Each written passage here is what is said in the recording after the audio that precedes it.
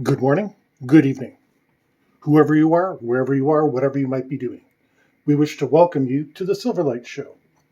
The Silverlight shines to illuminate that which lies hidden in darkness.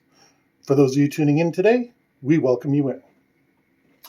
This one's going to be tough, but Silverlight always tries to be impartial, no matter how difficult the odds. So, let's start off with the most contentious part of this episode. Donald Trump, the 45th President of the United States. No one's really been doing a post-mortem on the impact of his presidency. And it's actually really interesting when you look at it from beginning to end. His time is over. He's getting up there in age, and while he still does enjoy a significant amount of popularity, let's not have an 80-year-old in the White House. That would just be a bad idea. So to start with, how did he get elected when every single poll showed Hillary Clinton was ahead? Very simple. Because he was a better showman. Now, Hillary Clinton knows how to run a show herself, but Hillary Clinton is viewed as very much pro-establishment. And this is the vote that Donald Trump managed to attract to him. People were saying things like, oh, he's not like a regular politician. I want to vote for him. And comedians have made fun of this, saying things like, oh, they're not a regular surgeon. I want them doing my brain operation. The comedians aren't far off, but they've missed the sentiment behind the message. The fact is, people are fed up. During the pandemic, they went along with the restrictions and the quarantines and all the various things that are still going on to this day.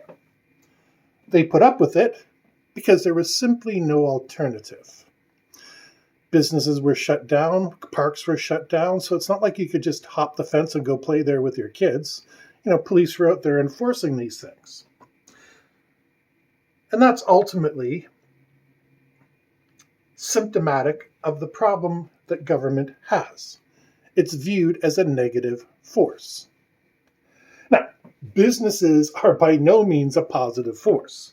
Small and medium-sized businesses are exempt from this because they're hit and miss, but large businesses serve only to make profit. And this is the attitude Donald Trump brought with him to the White House. He was going to drain the swamp. In other words, get rid of all the negative people. But the problem is, if you know anything about big business, especially realty business, especially anything that involves stock trades and options and all that sort of thing, it's done by insider trading of the worst type. So, Donald Trump rounded up all of his friends and cronies and yes men and headed down to Washington. So he did drain the swamp, but he introduced a new type of alligator into the mix. And to be honest, the only thing he did is appoint a couple court justices. Really, there's not a single policy that you can look at that you can say, Donald Trump did this. I mean, he didn't mess with the space program, which is a good thing because the last thing it needs, honestly, is anybody else to come along and say, we're going to change this. That's been done way too often ever since the Clinton administration. Not blaming Clinton, just saying it's been monkeyed around with for decades. He increased defense spending, which of course goes to his buddies. Raytheon, Lockheed, Boeing. Yeah, he's got buddies in all those locations. So defense spending, good one. He did, and I give him credit for this, he did pressure the other NATO allies into increasing their defense budgets to 2% of their GDP. Now that's actually part of the NATO treaty. And for that, I give Donald Trump a lot of credit. But you look back, and President Clinton balanced the budget. President Bush had the war on terror. President Obama got rid of bin Laden, and physically he did a lot of really good things. Donald Trump, it's a lot harder to find anything that he did right. Sorry, not right, but he did that you can point out and say, this is significant. And this was supposedly the man that would implement all these changes. He didn't. He kept promising that he was going to put, quote, crooked Hillary Clinton, end quote, behind bars. Never did. You know why? Because they're close friends. Hillary Clinton and Bill Clinton were guests at Donald Trump's last wedding. Oh boy, and I can kind of foresee a Silverlight show in the near future where we're talking about Melania Trump and her divorce from Donald Trump. Maybe not this year, maybe not next year, but just looking at their videos lately, oh boy. But the most important thing is Donald Trump promised to clean up politics. He tapped into that zeitgeist that the Democrats completely missed. The Democrats tried to run politics as usual, where they said, we have a female candidate. Look at her. She's female. No. It's good to have diversity in politics. But the same token, you should be running on a person's merits, whether they're white, black, man, woman, anywhere on the spectrum of LGBTQ to whatever the heck it is now. I'm sorry, that anagram gets bigger every single day. And here at Silverlight Show, we support that entire dynamic. But that's what Donald Trump's secret was. So that was the secret to his popularity, promising he was going to be different. He was untainted by the other politicians. He was unsullied by their brutalist nature. He was not going to be able to be bribed, although those of us who knew him knew that was possible. And that's where he managed to pull ahead of Hillary Clinton. And if you look at it, that is the same number of people switched their votes and gave them to Joe Biden because ultimately Donald Trump proved that he was just like the rest of them. A wolf in different sheep's clothing. He's not a Republican. He's a Donald Trumpian. He wants what's best for him and his family. He wants to establish a dynasty of Trump candidates. From his daughters to his sons to his grandchildren, he wants them to be the Republican Kennedys. And he might very well have done that. A lot of them are ensconced as governors of various states. And it's really quite a story he's put together for himself. The fact is, we need to look at his presidential campaign because it reveals the underlying malaise of the Western world. The Western, educated, industrialized, rich, democratic countries are pissed off because nothing is changing. Things aren't getting better. Things are getting worse. Inflation is through the roof. I mean, food prices, when there's food in stock, are absolutely insane. I have no idea how restaurants stay in business. No idea whatsoever, because their costs keep going up and up, and they can only raise prices so much. I mean, sure, McDonald's has their own developed supply chain, but if you're a local fish and chip shop, you're stuck with whatever your purveyors can provide to you. And that's not fair to small business, to medium business. It's not fair to anybody, because it's the big businesses that set the price. Your local fish and chip shop isn't catching the fish themselves. And unless you happen to live on the coast, they're the victim of whatever supply chain is bringing it out. In my particular case, I happen to know that most of the fish is brought out by Irving Incorporated through one of its subsidiaries. And Irving, for those of you who don't know, is a major Canadian company that's not only a defense contractor, they do a lot of lumber, they do transportation, they have huge amounts of stuff under their umbrella. And they also have fisheries that they use to transport fish to places like Ontario. Those businesses don't stand a chance, and that's why they're looking for change in government. Once upon a time, the government was on the side of the citizens. By the people, for the people was more than just a motto. It was a way of life. And that's what Donald Trump subconsciously triggered in his campaign. Make America great again. He can make anything great again. I could be trying to make YouTube great again, but somebody already tried that and it didn't go well for them. The fact is, there's a lot of resentment towards the bigwigs, the fat cats. And the reason that is because corporate interests have completely taken over whatever vestiges of the government might be around. And the ones they haven't, the government is sad and sluggish and uncaring.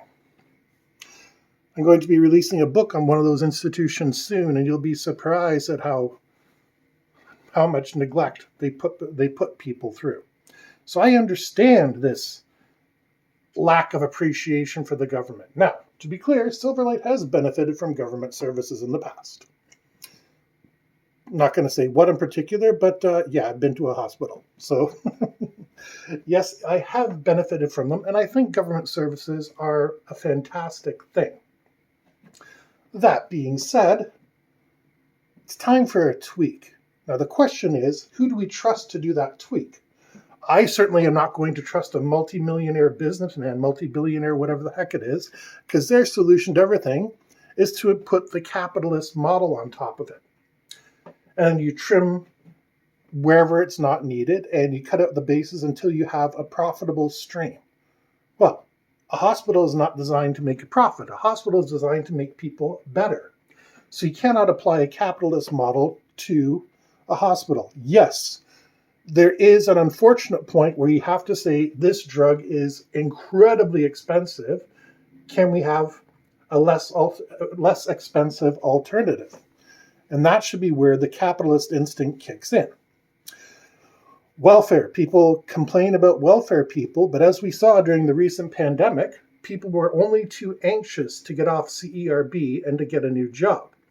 Employment rates are higher now than they were before CERB was in place. CERB, CRB, EI, whatever it is, there's more jobs out there now. They're not particularly good paying, but people flock to them just because they didn't want to be at home.